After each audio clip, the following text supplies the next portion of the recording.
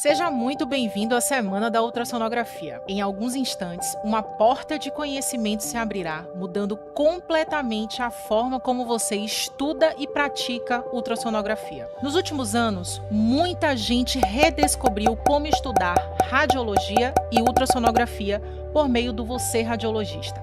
Saímos do zero e hoje somos mais de 130 mil no Instagram e recém-completados 100 mil no YouTube. Idealizado pelo doutor e professor João Paulo Queiroz, médico radiologista com vasta experiência nas diversas áreas da radiologia e com mais de 7 mil alunos em seus treinamentos online, carrega a reputação de ter conhecimento e didática sem iguais. A Você Radiologista nasceu com a missão de preencher uma lacuna na formação em radiologia no país. Para isso, já produzimos muito conteúdo. 1.000 vídeos no YouTube, quase 6 mil postagens no Instagram, com os melhores e mais informativos vídeos sobre radiografia, tomografia e, claro, ultrassonografia. Essas são áreas que cada vez mais carecem de bons profissionais. A demanda por ultrassonografistas no Brasil, por exemplo, tem crescido ao longo dos anos, impulsionada por fatores como o aumento e o envelhecimento da população e a melhoria do acesso aos serviços de saúde. Além disso, a ultrassonografia é uma técnica de imagem não invasiva, segura e econômica, o que a torna uma opção popular para diagnósticos médicos. Mesmo assim, a maioria dos médicos que se interessam por essa área não conseguem atender a essa demanda. E o motivo é muito simples.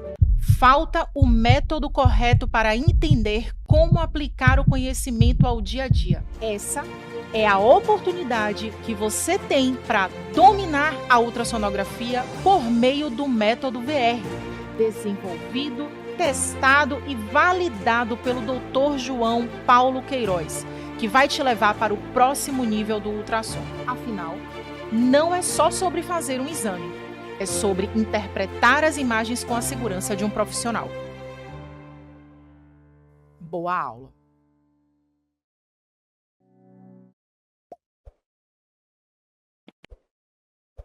Boa noite, pessoal.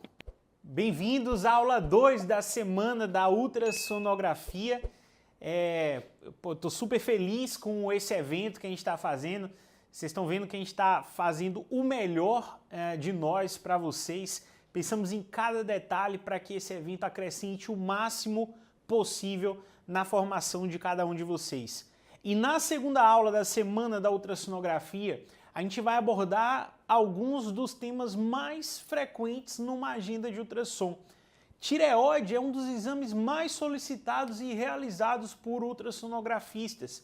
E na aula de hoje a gente vai falar da anatomia e das principais patologias que aparecem nas agendas de tireoide. Então hoje você vai aprender a anatomia da tireoide e também vai aprender, por exemplo, o que é uma doença de Graves, o que é uma tireoidite de Hashimoto, que são duas das principais tireoidites. Assim, a grande esmagadora maioria vai demorar muito numa agenda que você estiver fazendo até você pegar alguma coisa diferente disso daí. E o que mais que aparece toda hora? Nódulo tireoidiano. Então aqui, ó, na parte de nódulo tireoidiano, não só a gente vai aprender a reconhecer os nódulos, mas muito mais importante do que isso, a gente vai aprender a classificar o risco do nódulo tireoidiano através da classificação T-RADS, que é a classificação atualmente mais amplamente aceita e utilizada. Então você tiver querendo fazer uma agenda de tireoide, não dá para abrir uma agenda sem saber a classificação T-RADS. E tem que estar na ponta da língua, porque nódulo tireoidiano tem o tempo todo. Então hoje a gente vai treinar você para aplicar a classificação T-RADS. Com anatomia, patologias e nódulos, cara, você faz qualquer agenda de ultrassom de tireoide, tá? Então hoje aqui é o dia para você passar aí seguro para as agendas de tireoide. E punho e ombro, João? Punho e ombro a gente vai fazer no final uma demonstração prática. Eu vou mostrar para você como é que você faz o exame do ombro e do punho, além do exame da tireoide. Então, no final da aula de hoje, a gente vai ter a parte prática, tá? Então, o melhor, a cereja do bolo, tá aqui no final, beleza? A maior dificuldade das pessoas com músculo esquelético costuma ser realmente fazer o exame. As pessoas não sabem como fazer o exame. Ver a anatomia, ver os tendões, ver a dificuldade costuma ser essa, porque as patologias são muito simples, são muito repetitivas, são fáceis de diagnosticar. As pessoas empacam na anatomia, na prática mesmo, e é isso que no final a gente vai resolver. Beleza? Tá preparado? Tá preparada? Hoje a gente vai fundo nesses temas, beleza? Então vamos começar com tudo. Ó, já sabe, agora no início é a hora de você dar o like nesse vídeo agora. Dá uma curtida aí agora no vídeo e se inscreve no canal se você ainda não tiver inscrito, porque assim a gente alcança mais pessoas com esse conteúdo que é gratuito e de extrema qualidade, beleza? Então se você não está inscrito ainda, se inscreve nesse canal e já curte o vídeo, tá ok? E vamos com tudo agora para o conteúdo, começando a falar de anatomia e patologia, porque em imagem a gente não sai do lugar sem saber anatomia. E ó, gente, quando a gente olha o exame da tireoide, a gente consegue ver todas essas estruturas aqui, ó. Da metade para frente, você vai conseguir ver tudo isso. Aqui atrás, a parte da coluna, o músculo longo do pescoço, essa musculatura aqui, é bem mais difícil. É só se o paciente for muito magrinho mesmo que você vai ver. Mas esses músculos aqui, anteriormente à tireoide, a própria tireoide, a traqueia, os vasos aqui do pescoço, carótida, jugular, o esôfago, isso aí a gente vai ver e tem que saber reconhecer. Inclusive o esôfago, muita gente confunde com o nódulo tireoidiano quando está no começo, porque é uma estrutura arredondada no plano transversal, que é esse plano que a gente varre o pescoço no menor eixo, né? Então, eu vou apresentar a vocês o esôfago para não ter confusão mais, tá? E esses nomes desses músculos aqui, ó, omoiode, esternoiode, esternotireoide, eles são importantes de você saber, principalmente no contexto de uma prova. Então, quem é aqui residente em radiologia ou que está se especializando em ultrassom, em algum momento vai fazer uma prova de título, por exemplo. Cai na prova de título, cai em prova de concursos de ultrassonografia para você saber o nome desses músculos aí. Então você tem que saber essa anatomia e vocês vão ver que não é nada de outro mundo, beleza? Vamos lá. Então quando eu estou olhando aqui, ó, uma imagem como essa daqui, o que eu estou vendo aqui? Eu estou vendo a tireoide e a tireoide ela é mais branca, ela é mais ecogênica, cinza clara, do que as outras estruturas que estão ali ao redor dela. Então eu tenho a tireoide que parece um H ou parece uma borboleta repousando sobre uma estrutura hipoecoica, que na verdade faz uma certa sombra acústica, faz uma certa reverberação posterior. Essa estrutura que tem um aspecto mais cupuliforme, na verdade é a traqueia, tá? Como a traqueia é cheia de ar, o ar não deixa o som passar, reflete esse som, forma artefatos de reverberação, muitas vezes, e o fato é que a gente não enxerga a parede posterior da traqueia, que é tudo sombra, que a gente não consegue enxergar, tá? Mas a gente sabe que tem uma estrutura aqui, ó. E a traqueia vai delimitar o istmo tireoidiano. Então, na tireoide a gente tem o lobo direito, a gente tem o lobo esquerdo e a gente tem o istmo tireoidiano. Quem é que delimita o istmo? A própria traqueia. Então, aqui, ó, limite do istmo aqui é a própria parede traqueal. Então, se eu quero medir a largura do istmo, ó, eu vou medir aqui mesmo, tá? Limite do istmo é a largura traqueal. O que mais que eu vejo aqui? Eu vejo dois vasos, um mais redondo, menor, que é a carótida, e outro que é a jugular interna, maior. Se eu aperto a jugular, ela some. Então, se você tiver dúvida, você pode simplesmente comprimir aí e ver ela sumir. E eu tenho aqui a musculatura do pescoço, o músculo esternocleidomastoide e os músculos omoiode, esternoiode, esternotireoide, tá? O esternióide é mais externo, esternotireoide é mais próximo da tireoide. O omoiode nem sempre a gente vai conseguir ver, tá? Então, o esternoiode é mais externo, é mais anterior, O externo tireóide está mais coladinho com a tireoide e o homoiode a gente nem sempre consegue ver. Mas se a gente conseguisse ver, ele estaria mais aqui, ó, mais lateral ao externo tireóide. Ah, então como é que eu lembro? Bom, seguinte, eu vou lembrar que o que tem tireoide no nome está mais coladinho com a tireoide e o que não tem tireoide no nome está mais anterior, está mais afastado, tá? Então, o externo tireoide está mais coladinho e o externo ióide está mais afastado. O grandão é o externo cleidomastoide. Beleza, só voltando aqui, ó. O esôfago não está muito bom de ver aqui nessa imagem, eu vou mostrar em outras imagens, mas frequentemente o esôfago ele vai estar à esquerda, tá? Lembrando que no ultrassom a gente convenciona de que isso aqui vai ser sempre à direita e isso aqui vai ser sempre à esquerda. E como é que a gente garante que a gente está vendo isso? Quando a gente bota o índex do transdutor, que é a marquinha que todo transdutor tem, sempre à direita do paciente. Então toda vez que você estiver fazendo o exame no plano transversal, você tem que cuidar para que o índex do transdutor esteja sempre à direita do paciente. Porque se você inverter isso daí, você vai formar uma imagem espelhada, tá? Muito cuidado com isso. Eu vou te mostrar como você fica atento a esse índex na parte prática no final da aula. Então, ó, no final da aula eu vou te mostrar o que você tem que olhar e onde é que você tem que botar o transdutor para você não ter uma imagem invertida na hora do exame. Bom, então esse aqui é mais ou menos o local que você vai botar o seu transdutor na hora de fazer o exame. Você vai posicionar ele no pescoço do paciente e, ó, a tireoide ela vai ficar logo aqui abaixo da cartilagem tireoide, tá? Então você tem a cartilagem tireoide, se você descer um pouquinho, você sente a cartilagem cricóide e a tireoide ela fica logo abaixo da cartilagem cricóide aqui, fica juntinho da cartilagem cricóide.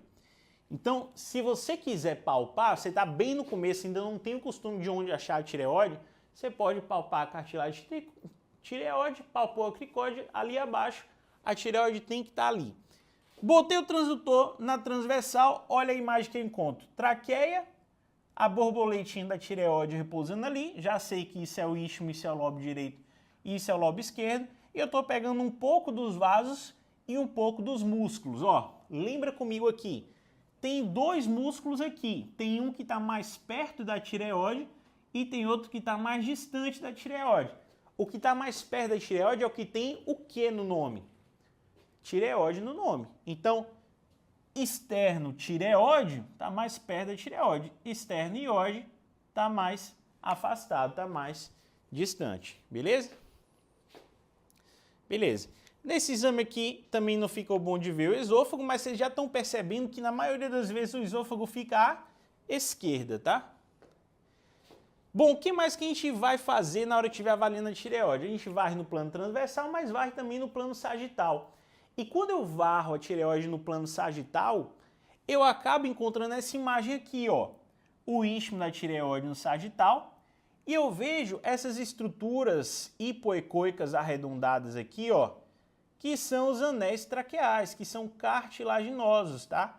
Então essas bolinhas aqui, que na verdade não são bolinhas, mas aparecem como bolinhas porque eu estou fazendo um plano de varredura longitudinal ou sagital, são os anéis traqueais. Logo aqui acima eu tenho a cartilagem cricóide, veja que ela é um pouco mais alongada.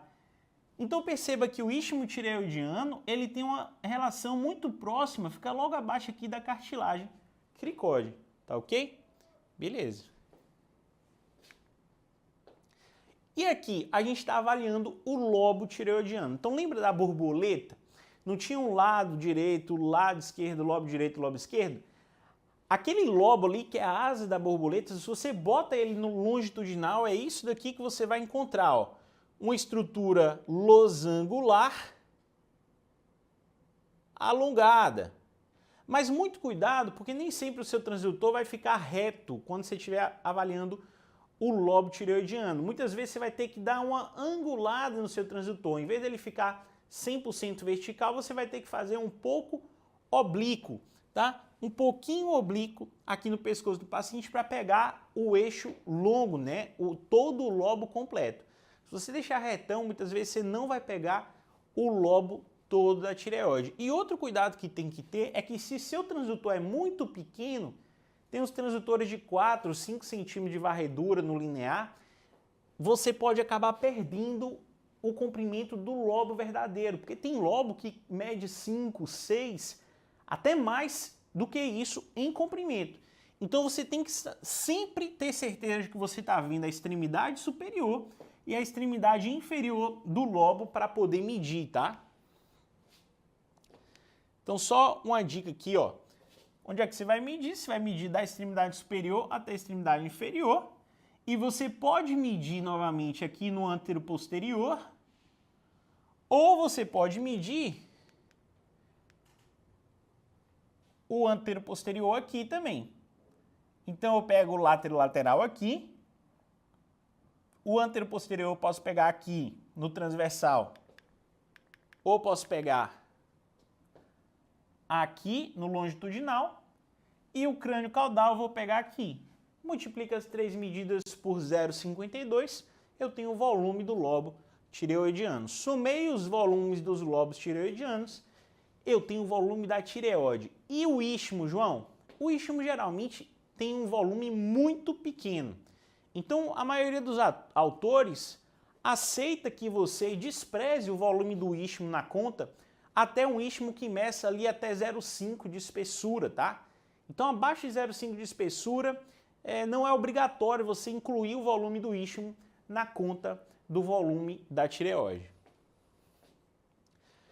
Bom, pessoal, se você entendeu essa anatomia, e é só isso mesmo, é bem básico, é bem tranquilo. Cara, a tireoide, o problema não é a anatomia. Você tem que saber a anatomia, mas o problema não é a anatomia. O problema não, né? Mas o que exige dedicação é a partir de agora. Patologias e os nódulos, a aplicação do TIRADS. Músculo esquelético é diferente. O músculo esquelético, o desafio é a anatomia. Se você dominar a anatomia musculoesquelética, acabou. Você vai fazer o exame. Mas eu preciso que vocês conheçam essas duas patologias que eu vou falar aqui da tireoide, que são a doença de Graves e a tireoidite de Hashimoto, tá? Nódulo, Graves e Hashimoto são simplesmente 95% do que vai aparecer na agenda de tireoide, tá? Então a maioria dos pacientes vem fazer o exame porque faz uma avaliação de rotina, ou porque tem um nódulo que está acompanhando, ou porque tem uma tireoidopatia crônica, seja um hiper ou um hipotireoidismo. Então vai encaixar nessas três situações, por isso presta muita atenção agora, porque isso aqui é muito comum na prática, tá? O que é doença de Graves? Doença de Graves é uma doença autoimune, significa que o próprio corpo está agindo contra a tireoide. Na verdade, não é exatamente contra, o próprio corpo produz proteínas que induzem a tireoide a trabalhar demais. É o que a gente chama de anticorpos tireoestimulantes. O corpo produz esse anticorpo, ele se liga na tireoide, e a tireoide começa a trabalhar loucamente, ela não para de produzir hormônio. Isso leva também a um aumento da vascularização da tireoide e um aumento do tamanho da tireoide.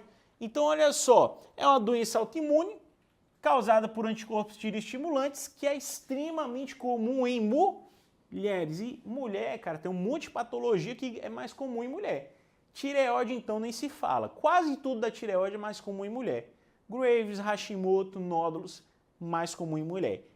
Só que tem uma informação aqui que é importante que você guarde aí, mas não guarde ela confusa, que é o quê? Doença de Graves, ela não é a tireoidite mais comum. Ela não é o tipo de inflamação da tireoide mais comum de todos, não é.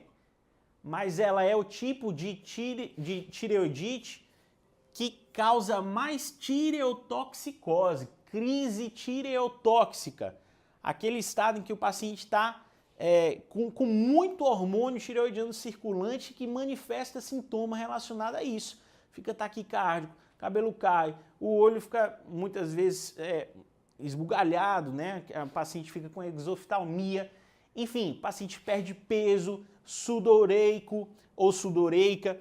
Então, tireotoxicose, a crise tireotóxica, quem mais causa é Graves, apesar de Graves não ser a tireoidite mais comum de todas. Deu para entender? Beleza. Então, tireoidite mais comum de todas não é Graves, mas ela é a que causa mais tireotoxicose, ok? Eu não estou falando se à toa, isso cai em prova. Exatamente essa pegadinha aí cai em prova, tá? Então, o que a gente vai ver no ultrassom? Aumento volumétrico que a gente já falou. O padrão de inferno tireoidiano, mas João, que diacho é inferno tireoidiano? Inferno tireoidiano, pessoal, é isso daqui, ó. A vascularização da tireoide extremamente aumentada por causa da doença. O que está acontecendo aqui? O que é normal de eu esperar do Doppler da tireoide?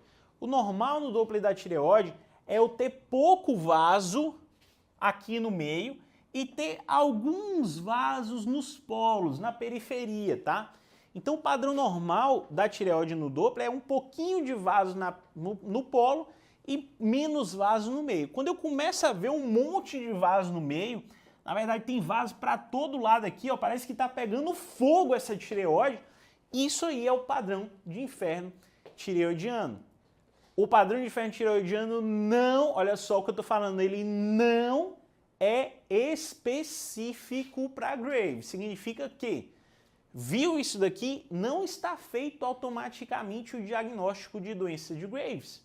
Isso pode ocorrer em outras tireoidites, inclusive no principal diagnóstico diferencial, que é a tireoidite Hashimoto, tá bom? Então, doença de Graves aumenta o hormônio tireoidiano, faz crise tireotóxica, faz inferno tireoidiano, mas Hashimoto também pode fazer inferno tireoidiano. O que Hashimoto não faz que doença de Graves faz?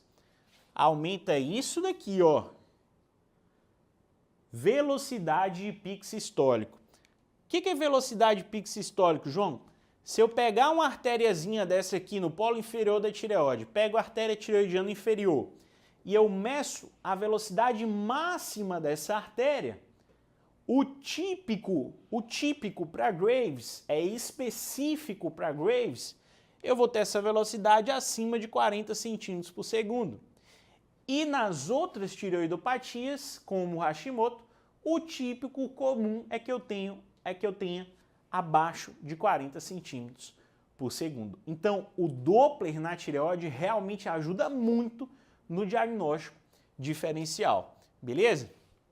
Então, ó, a ecogenicidade é variável, eu posso ter uma tireoide ecogênica ou muito hipoecoica. O tamanho ele vai tender a ser aumentado, então a gente vai tender a ter um bócio tireoidiano. Olha só a relação entre essa tireoide enorme aqui, ó a borboleta aqui, o H, e a traqueia, como a traqueia parece menor nesse paciente. Aqui a gente tem uma tireoide bastante hipoecoica, heterogênea. Lembra que eu falei para vocês? Gente, a tireoide é ecogênica, normalmente ela é mais ecogênica, mais branquinha do que o que está ao redor dela. Nesse caso aqui, a tireoide está pretinha, ela está menos ecogênica do que o que está ao redor. E está heterogênea, ela não está homogênea, é como se tivesse uns tracinhos, umas travinhas aí no meio. Quando a gente liga o Doppler, a gente vê aquele padrão de inferno tireoidiano. Lembrando que até aqui, ó, até o modo B, é inespecífico, pode ser Hashimoto, pode ser qualquer outra coisa. O que é específico de Graves? A velocidade de pico sistólico. Aqui mais um exemplo, tireoide aumentada, contornos globosos e a traqueia aqui no meio. Mais um exemplo, padrão vascular aumentado, mapa vascular aumentado, um padrão de inferno tireoidiano. E aqui, sem o Doppler. Veja que você tem um lobo aumentado e heterogêneo. O que é heterogêneo, João? É tudo que não é lisinho, não está bonito, é heterogêneo. E aí a gente pega a velocidade de pico na artéria tireoidiana inferior e olha aqui embaixo onde está, ó. Pô, acima de 50, quase aqui chegando em 100 centímetros por segundo. Então é específico para Graves. Olha só, eu não sei se está dando para você ver aí, mas aqui tem uma correção do ângulo. Toda vez que você está preocupado com a velocidade de pico, velocidade no ultrassom, no Doppler, você tem que sempre ter um ângulo corrigido. O ângulo ele tem que ser o mais próximo de ser perpendicular possível. O ideal é que o vaso estivesse passando assim, ó, de baixo para cima e você viesse com o caliper ali. Mas a maioria dos vasos não faz esse trajeto, eles estão sempre angulados. Então você tem que colocar o caliper e alinhar o ângulo para até 60 graus, tá? Não pode ser mais do que 60 graus, ok? Mais do que 60 graus você tem uma distorção muito grande na velocidade, até 60 graus a velocidade é fidedigna, é mais próxima do real. Ok? Outro exemplo aqui, olha a velocidade pico, quanto é que está dando, tá?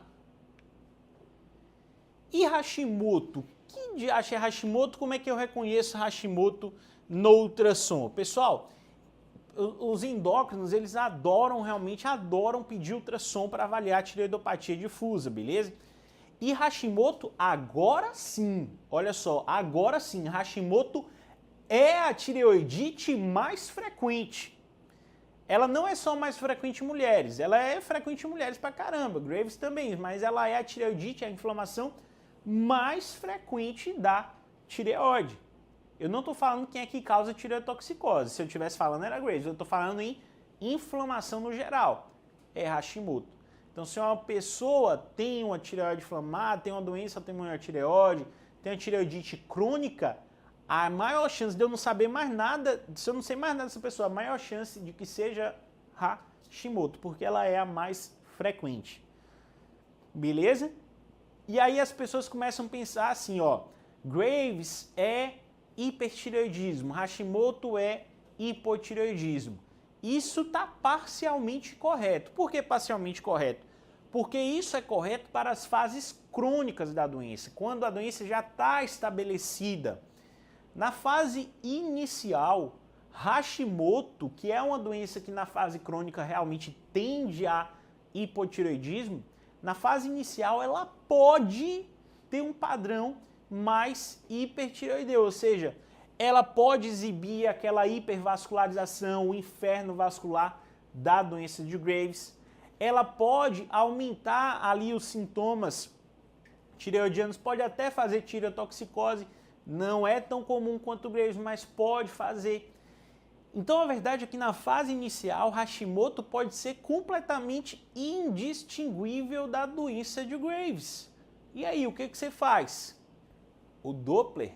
Então, o Doppler realmente ajuda a fazer essa diferenciação. Existem outros métodos, medicina nuclear e tal, mas o Doppler é um método não invasivo e, relativamente, quando você compara com o exame de medicina nuclear, barato. Você olha lá a velocidade pico sistólica e consegue construir melhor o seu diagnóstico diferencial. E, naturalmente, a gente usa o laboratório também, né? Você vai medir lá os anticorpos, que aqui no Hashimoto são diferentes, não são anticorpos para fazer a tireoide funcionar mais, ao contrário, são anticorpos para destruir as células tireoidianas. A gente tem anticorpos anti-tireoglobulina, então são anticorpos contra a própria tireoide, não é para fazer ela funcionar, é para destruir, tá?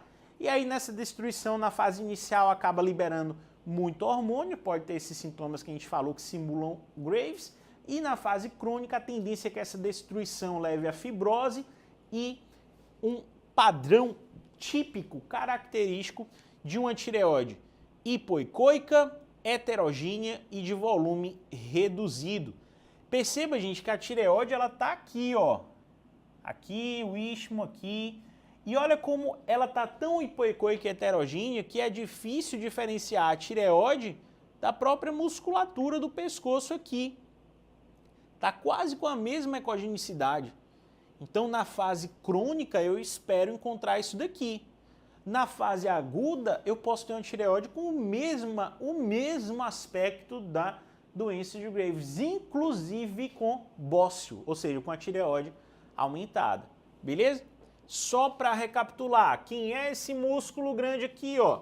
O grandão é o esternocleidomastoide. Aí eu tenho dois coladinhos aqui com a tireoide, um mais distante e um mais colado. O que está mais colado é o que tem o que no nome? Tireoide. E o que está distante, sobrou o iode para ele. Então, externo tireoide, externo iode, beleza? Esses nomes estão relacionados aos locais de inserção desses músculos, né? Então, externo ióide, externo tireoide, está relacionado na inserção no osso externo e no osso ióide, externo tireoide, no osso externo e na cartilagem tireoidiana. Bom, então vamos lá. Na fase crônica, a tireoidite mais comum de todas, que é Hashimoto, vai cursar com hipotireoidismo. Ela é causada por anticorpos antitireoglobulina, não só esses, mas esses são os principais. E aí, o que é característico de Hashimoto? Esse padrão em pele de girafa. Eu vou mostrar para vocês o que é pele de girafa, mas começam a ter vários pseudonódulos, umas áreas mais hipoecoicas, mal delimitadas, dispersas pelo parênquima. Isso tem uma especificidade, um valor preditivo positivo maior, tá? Então, o Doppler, ele é inespecífico, pode estar aumentado, pode estar diminuído, mas a velocidade de pico sistólico normalmente é menor do que 40 centímetros por segundo, beleza? E aqui um detalhe importante, que é o seguinte: linfonodos, gente, no nível 6, quem já começou a estudar ultrassom cervical, ultrassom de tireoide, sabe que linfonodo no nível 6 não é bom sinal, não é boa coisa. Porém, Hashimoto pode fazer linfonodo no nível 6, beleza? Se eu tenho linfonodo no nível 6 e eu tenho Hashimoto, eu fico mais tranquilo, pô, isso aí provavelmente é pela doença de Hashimoto, não fico estressado, beleza? Vamos lá. Então, tá aqui a tireoide, heterogênea, hipoecoica, volume reduzido. E esse aqui é o famoso padrão de pele de girafa. Por que pele de girafa? Porque a gente começa a ter uma estratificação do parênquima tireoidiano com áreas pseudonodulares, tá? Então essas áreas pseudonodulares lembram a pele de uma girafa, não são nódulos verdadeiros, não é para você sair medindo isso daí não, tá? Eu já peguei algumas vezes, a pessoa com um monte de nódulo, na verdade era só pele de girafa de Hashimoto. Isso aqui tem alto valor preditivo para doença de Hashimoto, tireoidite de Hashimoto, beleza? Deu para entender a diferença do padrão ecotextural? Uma coisa é ser só heterogêneo, outra coisa é ter um monte de pseudonódulo disperso pelo parênquima, tá? Aqui mais uma vez a gente tem uma tireoide hipoecoica, heterogênea, difícil até de você diferenciar da musculatura. E aqui, no longitudinal, a gente vem de um lobo tireoidiano com doença de Hashimoto heterogêneo hipoecoico. Ok? Então, você está começando, tá ali pegando experiência, está num aparelho ruim, botou o transdutor, não achou a tireoide, não se desespera, não é uma agenesia tireoidiana. Olha com mais carinho, com mais cuidado, porque possivelmente esse paciente tem uma tireoidite crônica e a tireoide dele pode estar atrófica. Na fase crônica, essa tireoide ela vai tender a atrofia, tá? Ficar bem miudinha mesmo. Então, se o paciente não operou a tireoide, ele não vai ter a agenesia completa da tireoide, porque esse negócio não é compatível com a vida, você não está examinando um zumbi. Olha com carinho, é difícil, às vezes ela fica muito miúda às vezes, mas ela vai estar lá. Então, padrão de vascularização, vocês veem aqui que está de normal a aumentado. O padrão da vascularização em Hashimoto pode ser normal, aumentado ou reduzido. Quando é que vai tender a ser reduzido? Na fase crônica, na fase de atrofia. Na fase aguda pode ser normal e até pode ser aumentado, pode até simular inferno tireoidiano. Na verdade, simular não, fazer mesmo inferno tireoidiano, simulando Graves. Então aqui a gente tem uma tireoide hipoecoica, heterogênea, e você vê que o tamanho dessa tireoide não está reduzido, está aumentado. Isso pode acontecer em Hashimoto, beleza? Então o que eu quero que você guarde é o seguinte: eu pego a tireoide do paciente e consigo fazer uma diferenciação principalmente pela velocidade de pico sistólico. da artéria tireoidiana. Então, se você vai fazer, ou se você é assistente e vai solicitar um ultrassom de tireoide para avaliar a tireoidopatia difusa, avaliar a tireoidite, peça o Doppler. Inclua o Doppler, porque isso ajuda no diferencial. O tamanho, a ecotextura, padrão vascular, se está aí inferno ou não, são sinais que apontam mais para um lado do que para o outro, mas que não são específicos. Pele de girafa também ajuda bastante quando você vier a pensar em Hashimoto, mas também não é aquela coisa patognomônica, depende da avaliação subjetiva do examinador. Beleza? Estamos combinados aqui? Entenderam a importância do Doppler na avaliação das tireoidopatias difusas? Então vamos agora para TIRADS, que é simplesmente a coisa mais importante de você saber fazer no exame de tireoide. Isso daqui que eu vou explicar agora é o que tem de mais importante em ultrassom de tireoide hoje, tá? Basicamente essa aqui é a nossa principal função enquanto ultrassonografistas. Classificar o TIRADS quando a gente encontra um nódulo, porque isso aqui define conduta. Através do TIRADS, o endócrino ou cirurgião de cabeça e pescoço, eles vão optar se eles vão só observar, se eles vão biopsiar ou se eles vão até mesmo, após uma biópsia, fazer a cirurgia daquele nódulo ali. Então, o que o TIRADS é? Ele é um score de classificação de risco. Ele ajuda a gente a dizer o que fazer com o nódulo. Se o nódulo só é para observar ou se é para meter uma agulha nesse nódulo porque ele está com cara feia. E o que o TIRADS leva em conta? Ele vai levar em conta a composição desse nódulo, ou seja, se é um nódulo sólido, se tem componente cístico, ou se é misto, se tem das duas coisas. Ele vai levar em conta a ecogenicidade, ou seja, é um nódulo hiperecoico em relação ao parênquima, ele é mais branco que o parênquima, isoecoico, tem a mesma ecogenicidade, a mesma cor do parênquima tireoidiana. Hipoecoico, ele é mais pretinho do que o parênquima tireoidiano, ou ele é muito hipoecoico, é que ele é mais preto do que o próprio músculo. Esternocleido, esternióide, esternotireoide, aqueles músculos, ele é mais preto do que aqueles músculos, aí é o muito hipoecoico. Bom, vai levar em conta também a forma do nódulo, se é mais largo do que alto, se é mais alto do que largo. Se for mais alto do que largo, é preocupante, ganha muito ponto, tá? É uma coisa bem ruim.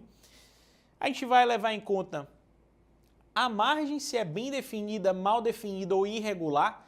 E aqui tem uma diferença importante em relação à mama. Quem está acostumado a fazer ultrassom de mama vai lembrar que a margem mal definida, indefinida na mama, no nódulo da mama, é coisa ruim. Quando eu falo que a margem no nódulo da mama é mal definida, isso me assusta. Aqui na tireoide não. Se a margem do nódulo tireoidiano é mal definida, isso é tranquilizador. O que eu não quero é uma margem irregular, tá bom? Então, na tireoide, margem mal definida e irregular são coisas diferentes. A margem irregular vai ser espiculada, vai ser irregular mesmo. A margem mal definida eu simplesmente não consigo caracterizar os limites do nódulo. E a presença de focos ecogênicos, que é ter ou não focos pontiformes, que é ter ou não calcificações grosseiras, calcificações periféricas, tá? E a diferença aqui é o seguinte, ó, cada categoria dessa eu só vou poder pontuar uma vez, exceto a última categoria de focos. Porque nessa categoria aqui eu vou dar um ponto conforme o tipo de calcificação que o paciente tem, para cada tipo. Então, por exemplo, se o paciente tiver calcificação grosseira, calcificação periférica e focos pontiformes, eu vou pontuar os três, eu vou dar ponto para os três. Deu para entender? Na maioria das vezes isso não acontece, mas só para você saber o seguinte, eu vou somar todos os pontos que o paciente tiver só nessa categoria aqui. Nas outras categorias eu vou escolher uma coisa só. Então vamos lá, ó. Só repetindo aqui o que eu já expliquei, pedi para o pessoal colocar a tela do slide agora boa para o pessoal conseguir enxergar. Só repetindo aqui o que eu já expliquei, ó. Composição é se é sólido ou cístico, se é misto ou se é espongiforme. Espongiforme é quando o nódulo, ele, como o nome diz, parece uma esponja. Ele é todo furadinho de componente cístico. Espongiforme eu só posso chamar quando eu tenho 50% do nódulo com componentes císticos. Assim, a composição do nódulo é dada por um monte de componentes císticos, tá? Distribuídos de forma uniforme. Fica parecendo uma casinha de abelha o nódulo. Aquele nódulo todo furadinho, parece uma peneira. O nódulo parece uma peneira. Pronto, aquele é o nódulo espongiforme. Beleza? E predominante sólido ou predominantemente cístico são sinônimos de completamente sólido ou completamente cístico. Isso significa que passou de 50%, eu já vou encaixar nessa categoria. Então, se eu tenho um nódulo que tem um componente cístico ali, mas ele tem mais de 50% de sólido, eu vou chamar de predominantemente sólido e vou pontuar como se ele fosse só sólido. Se eu tenho uma lesão, um nódulo que tem ali um pouco de sólido, né? Tem ali uma áreazinha que está mais sólida, mas ela é predominantemente cística, eu vou pontuar como se ela fosse completamente cística, tá? Percebo que estão na mesma categoria. Em termos de ecogenicidade, completamente preto, né? Que é o padrão típico dos cistos ou dos completamente císticos. Anecoico, hiperecoico ou isoecoico estão na mesma categoria, ganham só um ponto. Hipoecoico 2, muito hipoecoico 3. O que eu espero de um nódulo benigno é que ele seja mais largo do que alto. Então eu não dou ponto nenhum. Mas se for mais alto do que largo, eu dou 3 pontos, porque isso é uma coisa que eu não espero ver. Margem.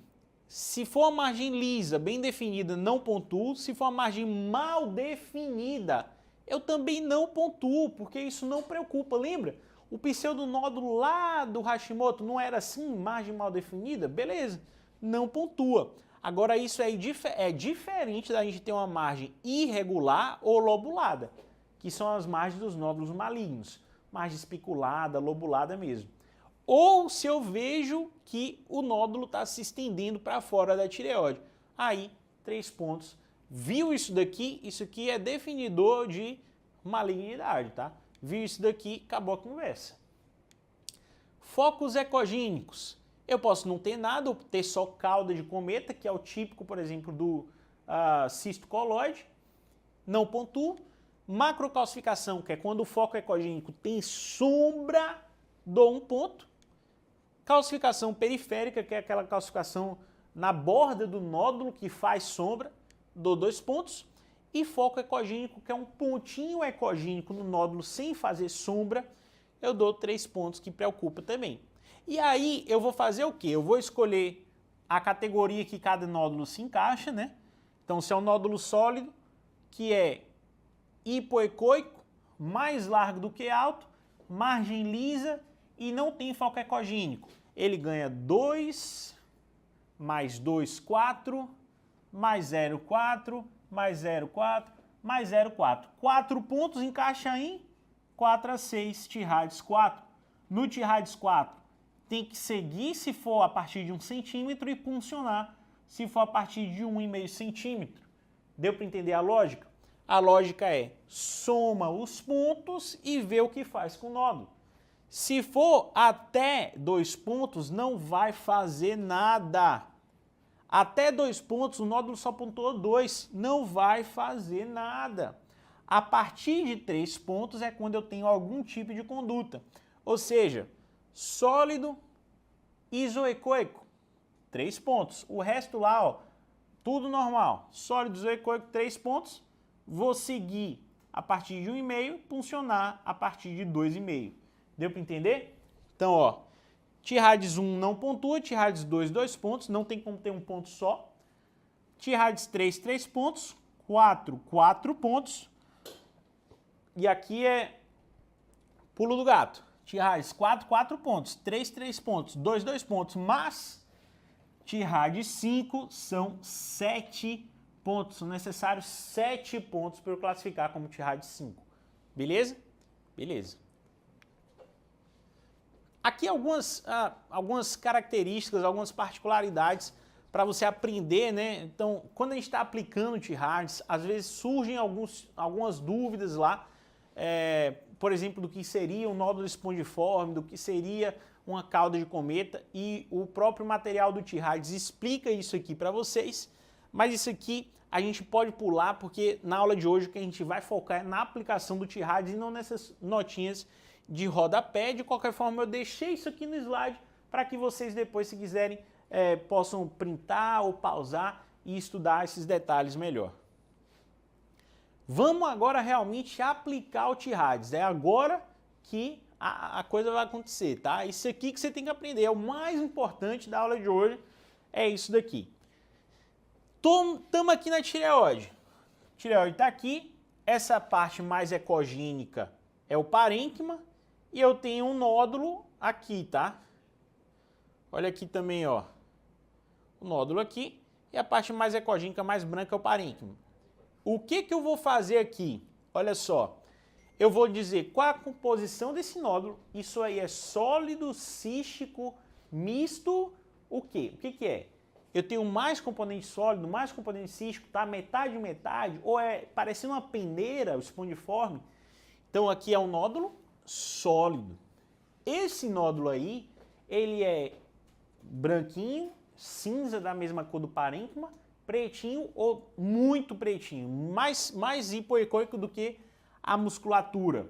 Bom, então esse nódulo aqui, ele é muito hipoecoico, no mínimo aí você tem que classificar ele como hipoecoico, tá? Então aqui subjetivamente uma pessoa pode olhar e falar, tá mais preto do que o músculo, então é muito hipoecoico. Outra pessoa pode dizer, acho que não tá mais preto do que o músculo, acho que é só mais pretinho mesmo do que o parênquima, então é hipoecoico. Mas no mínimo isso aí, não dá para você chamar isso aqui de isoecoico. Terceira coisa, a forma.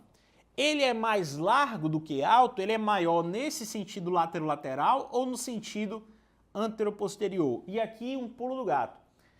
Essa avaliação é sempre feita no transversal. Você não pode usar para isso a mensuração no longitudinal. Você tem que olhar isso sempre no transversal, tá? Então, quando eu quiser avaliar se é mais largo que alto ou não, eu tenho que olhar no transversal. Eu vou usar as medidas ali do transversal daquele nódulo. Por último, a margem.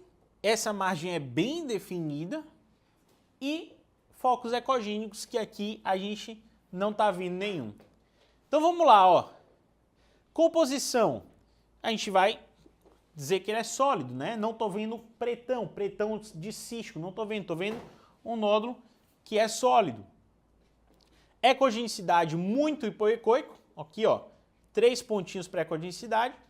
Então sólido ou quase completamente sólido, 2 pontos. Muito hipoecoico, 3 pontos. Ele é o quê? Ele é mais largo do que alto ou mais alto do que largo? Mais largo do que alto, então não pontua. A margem dele é bem definida ou regular, não vai pontuar. E a gente não está vendo nenhum artefato em cauda de cometa. Se tivesse mais de um, a gente ia somar todos que tivessem ali, tá? Mas a gente não vê. Então, 2 mais 3, 5 pontos. Qual é o T-Hards? 5 pontos. Qual é o T-Hards? T-Hards?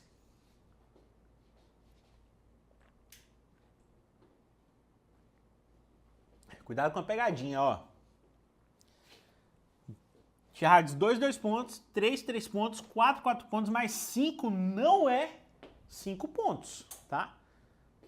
T-Hards 5 tem que ser 7 pontos, tá? T-Hards 5, 7 pontos. Então, aí a gente tem um T-Hards 4. Outro exemplo. Sólido, cístico. O que vocês acham? Bom, oh meu Deus, foi tudo? Não, peraí, volta. Sólido, cístico, o quê? Sólido.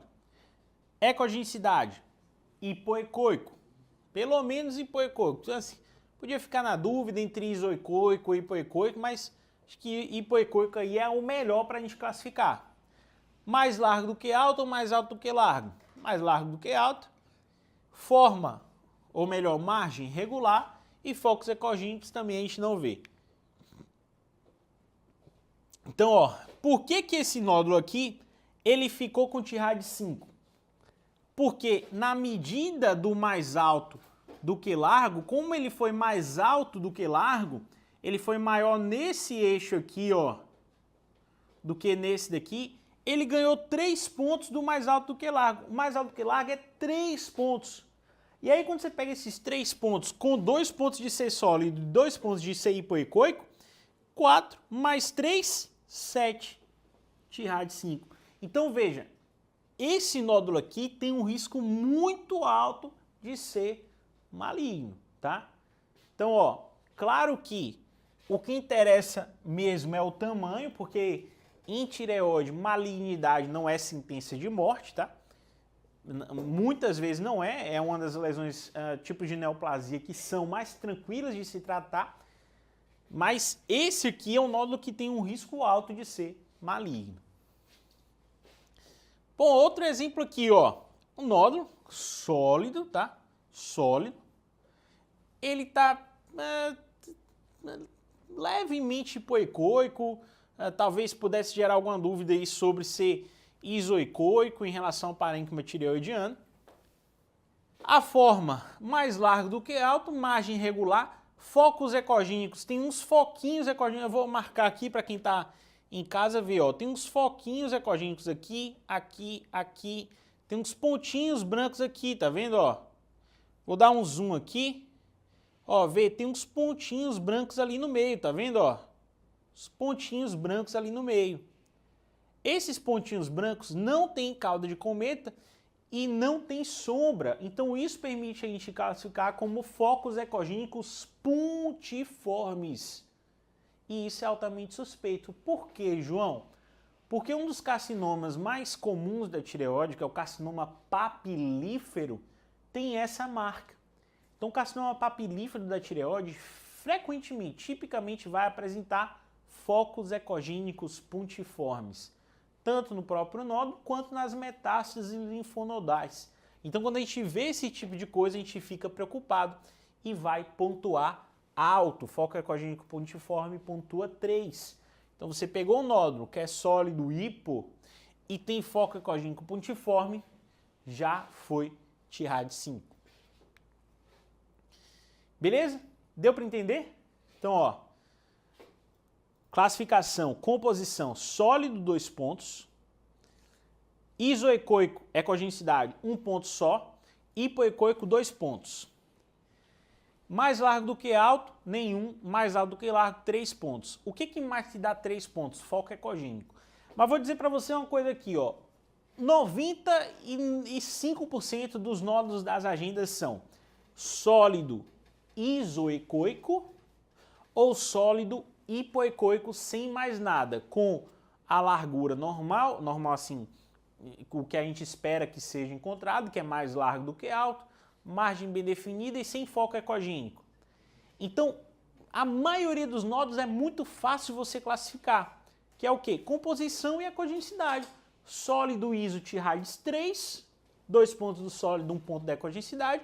Sólido hipo TIRAD 4, 2 pontos do sólido, 2 pontos da ecogenicidade. Então, a maioria dos nódulos é muito tranquilo você aplicar TIRADs, você não vai precisar ficar pegando a tabela toda hora. Mas quando fugir disso, se você não tem de cabeça, você consulta a tabela. É muito fácil encontrar isso aí na internet. E o que você tem que entender que está fugindo? Se for maior no sentido antero-posterior, se a margem for espiculada e irregular, ou se tiver extensão extratireoidiana, ou se tem algum foco ecogênico estranho ali, uma calcificação com sombra, uma calcificação periférica, ou focos ecogênicos pontiformes. O que é branco, foquinho branco e não vai pontuar? Cauda de cometa, tá? Cauda de cometa, típica lá do ciscolóide, às vezes a gente vê isso no nódulo. Se tiver presente, isso não vai pontuar, não confunde isso com foco ecogênico pontiforme. Beleza? Pessoal, agora a gente falou de tireoide. Tireoide é muito importante falar de teoria, de mostrar a teoria para vocês, de mostrar nódulos para vocês, porque a anatomia é muito tranquila. Só que música elétrica é o contrário. O desafio está na anatomia. Então o que a gente vai fazer agora? A gente vai fazer a demonstração prática da tireoide. Vou mostrar para vocês no exame como fazer a avaliação da tireoide, mostrar a anatomia da tireoide no exame, que é muito tranquilo, é muito rápido.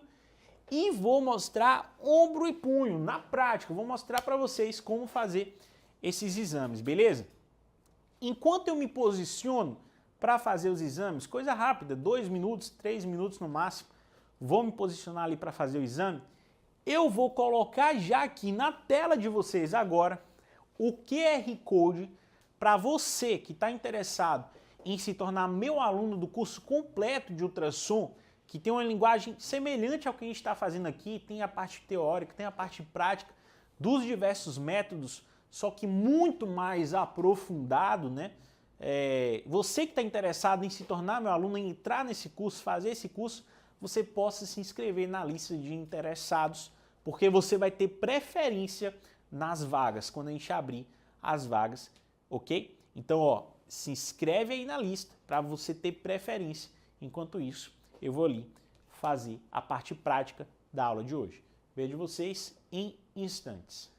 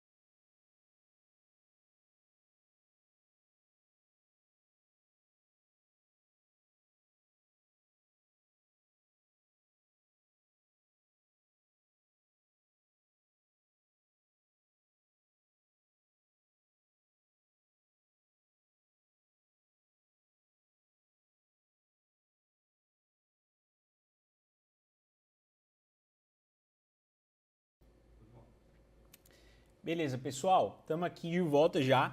Eu vou pedir para minha equipe ficar de olho aqui para tentar pegar sempre o posicionamento que eu tiver aqui com o transdutor no pescoço da paciente.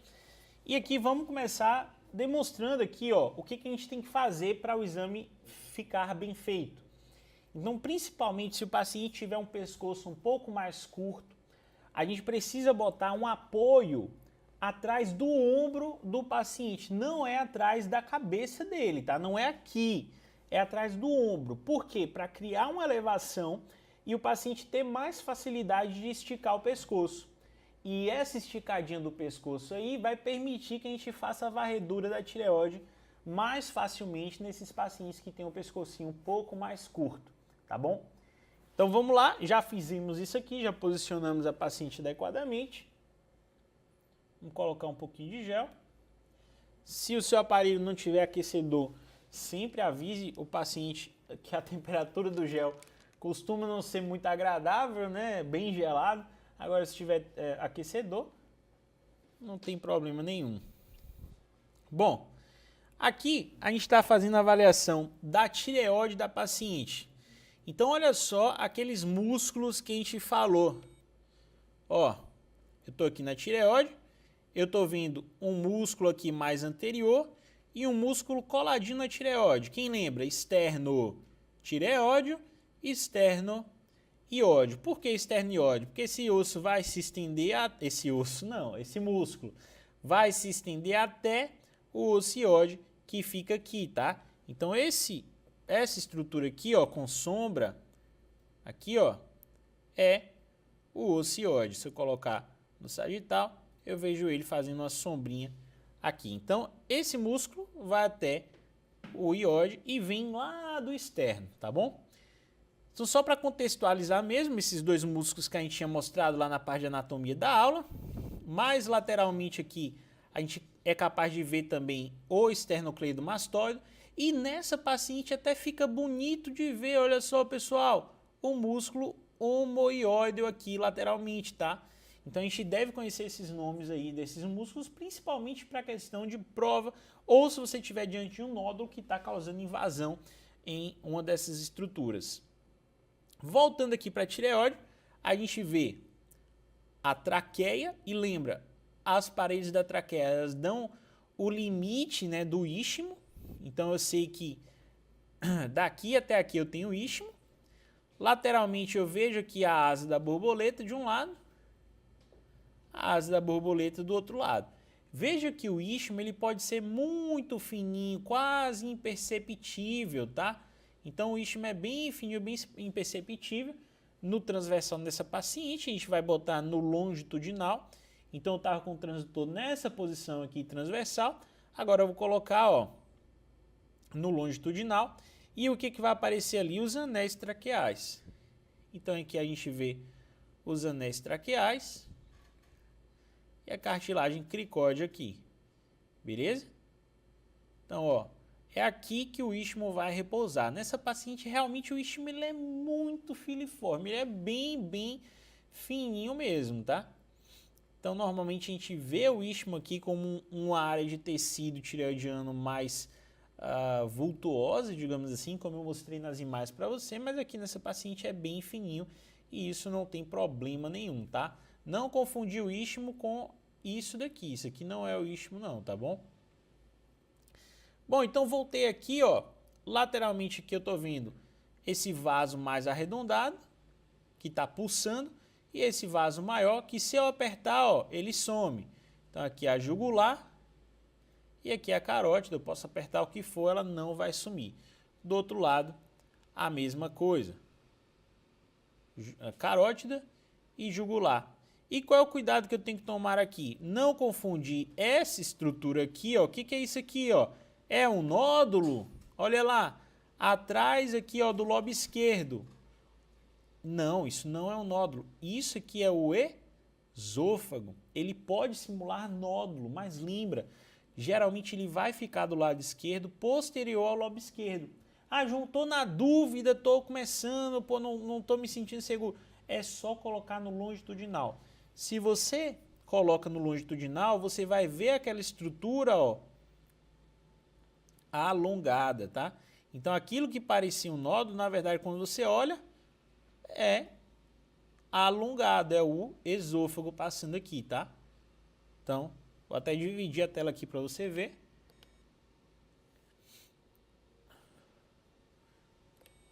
O esôfago. Aqui no transversal e aqui no longitudinal. Beleza, o que mais aí a gente vai ver na avaliação da tireoide? Nada, é só isso daí mesmo. Eu fiz a varredura aqui do lobo direito no transversal e no longitudinal. Olha lá. Fiz a varredura do lobo esquerdo no transversal e no longitudinal. Não tem nada, não tem nódulo, não tem sinais de tireoidopatia crônica, acabou o exame. Vou fazer as medidas, né? Como é que eu posso fazer as medidas aí? Olha só, por exemplo, estou aqui no longitudinal, vou frisar a tela, incluir todo, né? O polo superior e o polo inferior, não deixar cortar nada. Vou aqui fazer a medida.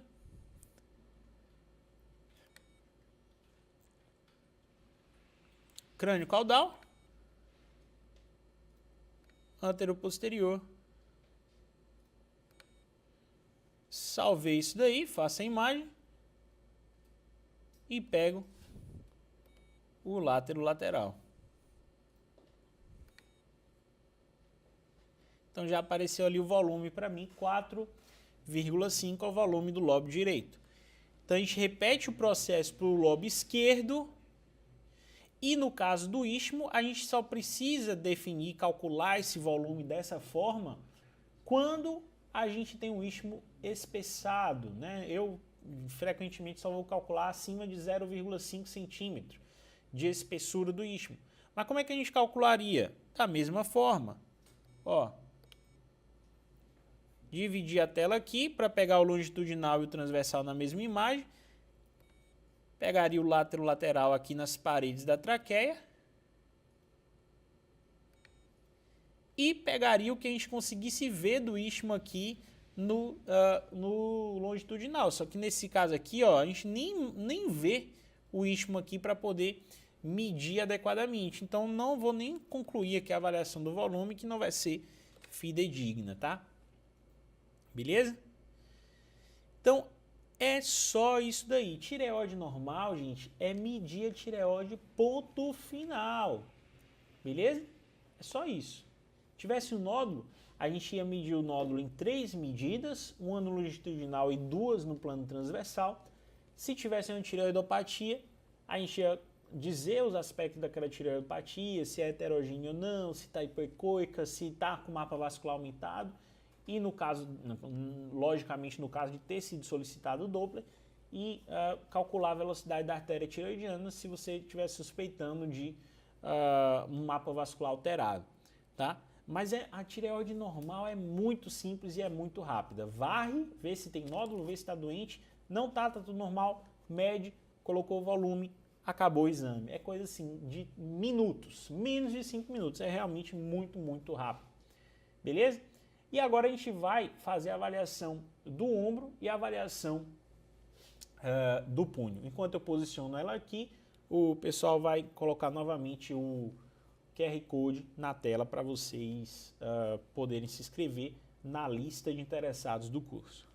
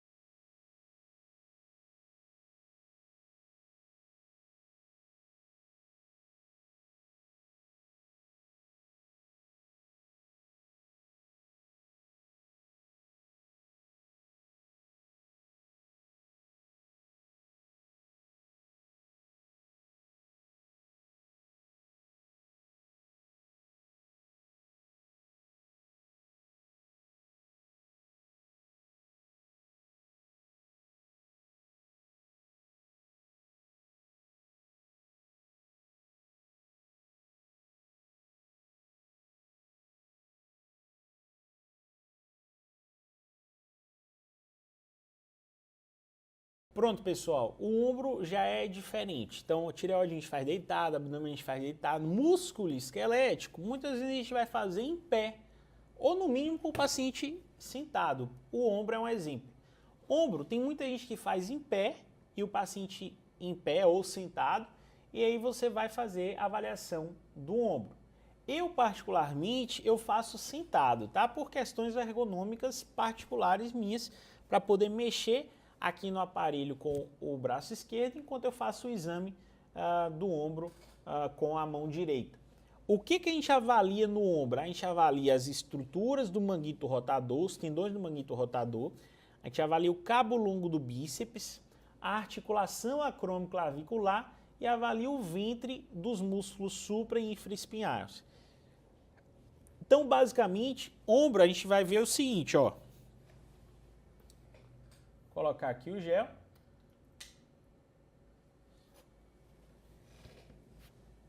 E a gente já vai começar avaliando aqui a articulação acromioclavicular, tá? Nessa posição aqui. Se você tiver dificuldade, você pode até palpar a clavícula da paciente e ver para onde ela está vindo aqui, ó. Tá vindo para cá, então. E aí eu vou encontrar a articulação entre a clavícula e o acrômio, que é a articulação acromioclavicular. Vou ver se tem espessamento, se tem irregularidade cortical ou não, e vou fazer a foto, beleza? Então a primeira foto do ombro é essa foto aí. Tá, e agora o que mais? Agora que eu já avaliei a articulação acromioclavicular, eu vou avaliar o tendão do cabo longo do bíceps, que passa exatamente aqui, ó, nesse sentido. A paciente deve ficar com o braço na posição neutra e eu vou trazer aqui o transdutor e o gel naturalmente para avaliar essa estrutura. Onde é que vai ficar o tendão do cabo longo do bíceps? Ele vai ficar nesse sulco bicipital entre os tubérculos do húmero, tá? O maior e o menor. Então aqui tem um sulco e é aí que o cabo longo do bíceps vai ficar. Então a gente tem que tomar muito cuidado no músculo esquelético, por quê? Porque qualquer movimento em que eu não deixe o feixe sonoro perpendicular à estrutura que eu estou avaliando, essa estrutura pode aparecer como se ela tivesse preta e na verdade é só anisotropia, ou seja, é só a angulação do feixe que não está legal. Então, ó, se eu angulei o feixe aqui, ó como fica parecendo que eu tenho um cabo longo do bíceps hipoecoico e espessado. Na verdade, é só questão de anisotropia. Quando eu ajusto aqui, ó, a angulação do feixe, ele vai aparecer com ecogenicidade normal, como eu espero que ele esteja, tá? Então, eu vou pegar o cabo longo do bíceps aqui, que é essa estrutura ecogênica nesse sulco, e vou fazer uma imagem dele no eixo curto e vou alongar em cima dele para fazer uma imagem no eixo longo. Então aqui, ó, estou vendo o cabo longo do bíceps, ok? Esse aqui é o cabo longo do bíceps.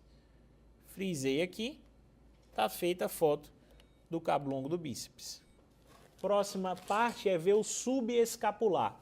Para ver o subescapular, eu tenho que pedir a paciente para fazer uma rotação externa do braço. Então, vai virar o braço para fora. Dobradinho mesmo. Pode dobradinho e você vira o braço para fora, exatamente.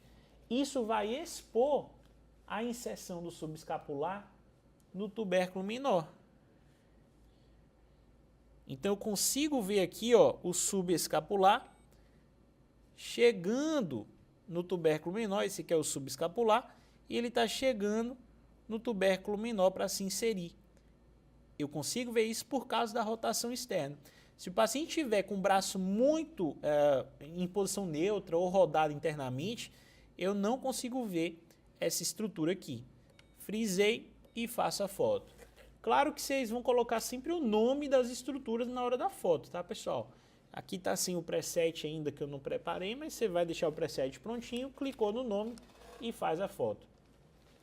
O que está faltando? A gente avaliou a articulação, avaliou tendão do cabo longo, avaliou subescapular. A gente tem que avaliar o supra, o infra e os ventres. Para avaliar supraespinhal, o paciente precisa botar o braço atrás das costas. Coloque o braço atrás das costas, por gentileza. Esse movimento faz com que o supraespinhal ele fique exposto logo abaixo ali do acrômio, tá? Ele vai passar mais ou menos nesse sentido aqui. Então eu vou colocar meu transdutor aqui, vou varrer aqui a cabeça do húmero e vou ver a estrutura que vai aparecer ali. Olha só. Ah, João, mas parece o subescapular. Parece mesmo, porque é tendão, é tudo tendão. Só que como é que eu sei que eu estou no supraespinhal? Pelo local onde eu estou botando meu transdutor e a posição que eu pedi para a paciente fazer. Então eu sei que quem passa aqui, ó, nesse sentido, nessa localização, com o braço nessa posição, é o supraespinhal. Então é verdade, eu estou vendo uma imagem muito semelhante àquela imagem anterior, só que a localização não é a mesma, tá? Então, ó, aqui eu estou diante do supraespinhal. Essa é a foto no longitudinal. E a gente frequentemente vai fazer uma foto também no transversal. O que eu estou vendo aqui? Cabeça do húmero e aqui as fibras do supraespinhal no transversal. Eu vou alongar, tá aqui, transversal, tá aqui, cabeça do húmero aqui embaixo. Beleza? Beleza. O que mais que a gente tem que fazer de foto aqui? A gente tem que fazer uma foto dos ventres do músculo supra-infraespinhal e do próprio infraespinhal, né? Então, já avaliei o supra. Onde é que eu encontro o infraespinhal? O infraespinhal também vai se inserir no tubérculo maior. Só que ele vai ser melhor de ser visto com o paciente pegando a mão desse braço e segurando o ombro contralateral. Relaxa o cotovelo.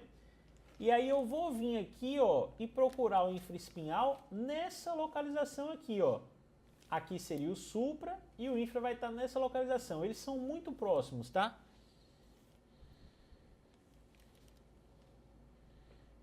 Então tá ali o infraespinhal. Ah, João, mas eu não acredito. Isso aí é o infraespinhal? Tem certeza que não é alguma outra coisa? Olha só, sim. Mas se você não tiver certeza, o que você pode fazer é o seguinte. Você pode ir lá para trás, para a escápula, achar a espinha da escápula, que é essa estrutura aqui que faz sombra, achar o músculo que está abaixo dela, que é esse músculo aqui, que é o ventre do infraespinhal, e seguir o ventre do infraespinhal em direção à cabeça do húmero. As fibras elas vão se concentrando aqui no meio, ó. Elas vão se concentrando aqui no meio. E aí é só você acompanhar as fibras e alongar que você vai achar o infraespinhal indo lá para o tubérculo maior do húmero, beleza? Beleza. Qual é a foto que a gente vai fazer? A gente vai fazer uma foto, pode deixar o bracinho solto. A gente vai fazer uma foto dos ventres musculares acima, ó, aqui está a espinha da escápula, ela tem essa sombra aqui, ó, essa sombra. A gente vai fazer uma foto dos ventres acima da espinha da escápula e abaixo da espinha da escápula, beleza? Aqui é o ventre do supra e o ventre do infra e acabou. Ok? Então essa é a avaliação do ombro. Ficou com uma foto a mais, normalmente a gente faz 6, ficou com uma foto a mais porque eu fotografei o supraespinhal no transversal também, mas geralmente eu não faço essa foto para a conta fechar certinho aí nas 6 fotos, né? Então eu vou apagar aqui essa foto. Agora vamos para a avaliação do punho, tá? Para a avaliação do punho é importante que a gente possa proteger aqui a roupa do paciente, porque ela vai apoiar o punho aqui sobre a perna ou sobre algum apoio. Por exemplo, a gente pode botar um apoio, uma almofada, alguma estrutura embaixo do braço da paciente para ela poder apoiar. Se você não botar nada, tem que botar pelo menos o papel para não sujar a roupa do paciente. O que a gente avalia no punho? A gente avalia a face volar, onde a gente vai encontrar o nervo mediano e as estruturas do túnel do carpo. E a gente avalia a face dorsal, onde a gente vai ver os complexos extensores do carpo, que são de 1 a 6.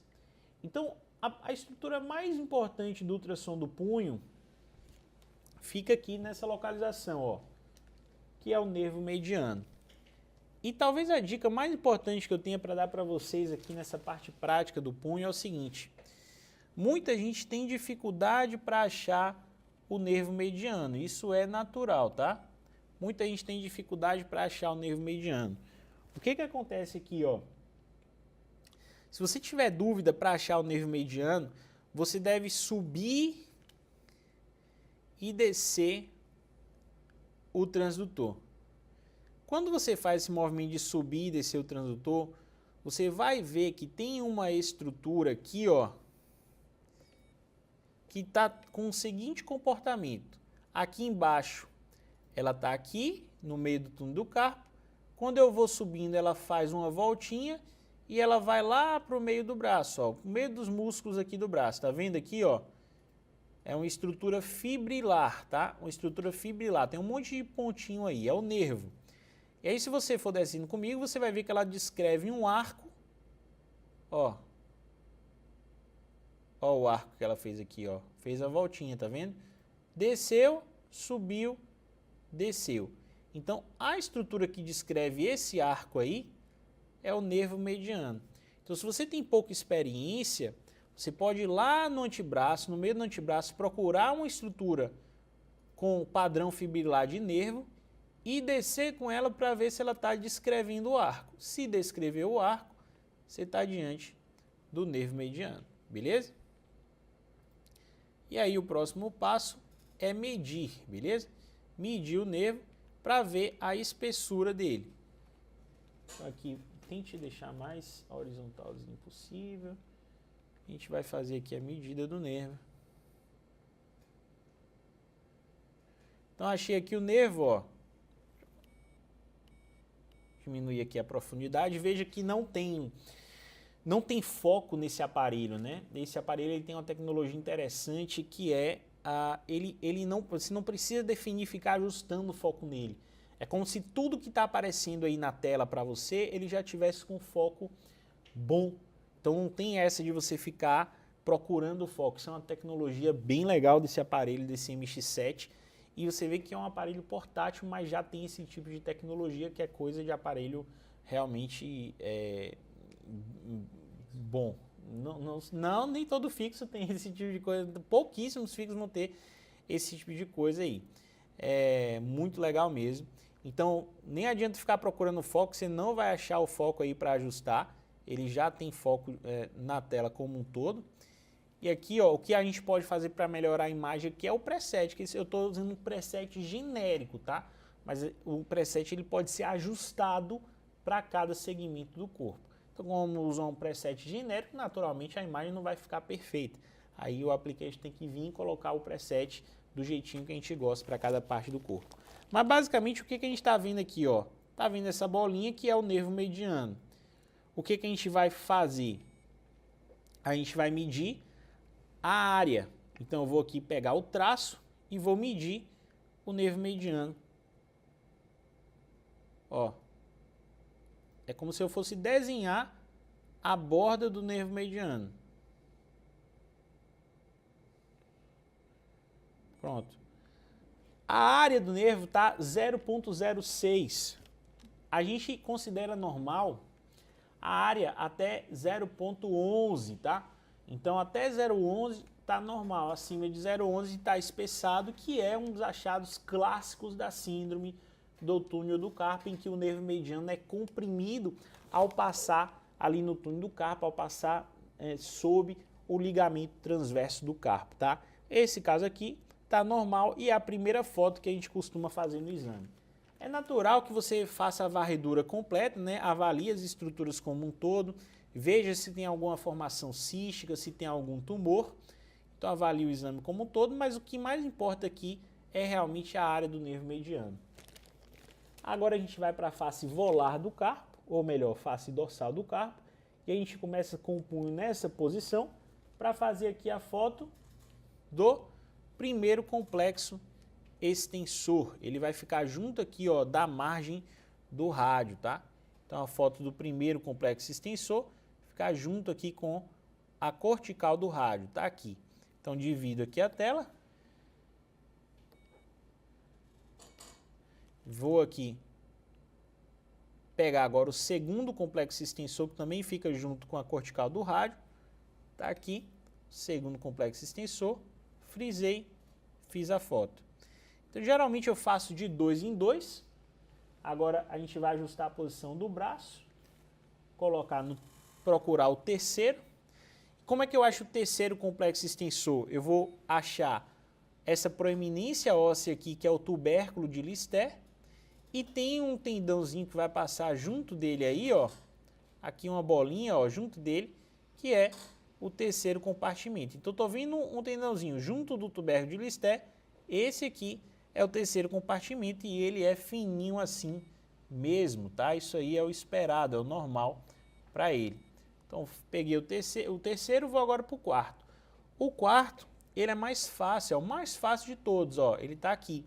Inclusive, ele normalmente, isso é normal, ele vai ter um halo hipoecóico, tá? O retináculo do quarto compartimento, ele é hipoecóico e mais espessado mesmo. Isso aqui não é doença, tá? Não é doença. Esse é o aspecto normal do quarto compartimento. A gente faz a foto e aí falta o quinto e o sexto. O quinto compartimento é o mais difícil de todos. Por que é o mais difícil? Porque ele não passa retinho assim como os outros. Ele geralmente passa obliquado, angulado. Então veja que o meu transdutor não vai ficar assim, ele vai dar uma angulaçãozinha aqui. Só que ele tem que estar ali, ó, entre o quarto, que é o mais fácil de ver, e a una aqui. Então ele vai estar em algum lugar por aqui. Eu só tenho que angular o meu transdutor e olhar com cuidado para ele aparecer. E ele está aqui, a bolinha está aqui, ó. Beleza? Vou dividir a tela. Tá lá a bolinha. E agora eu vou para o sexto compartimento, que é o último compartimento.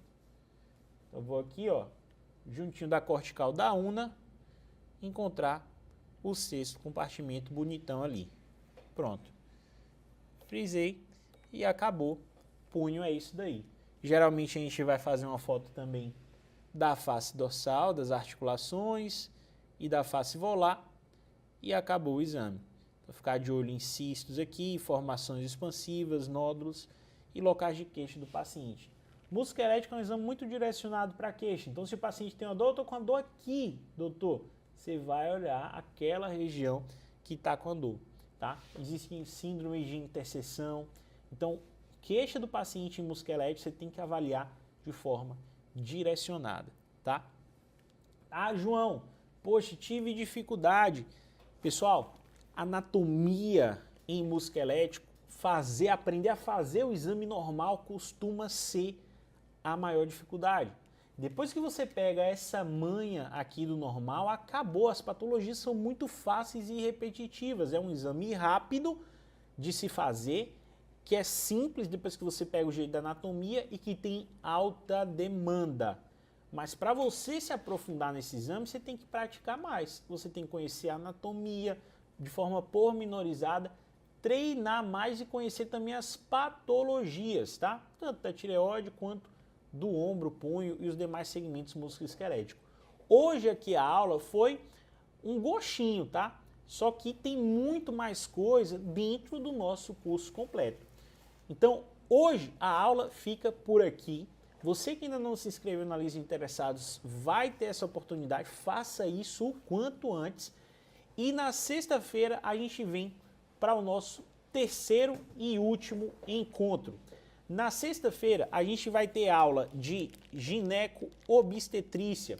Eu vou mostrar para vocês os conceitos mais importantes de ultrassom transvaginal e ultrassom obstétrico. Inclusive, tudo dando certo, a gente vai ter a demonstração prática aqui do exame obstétrico com uma gestante, tá?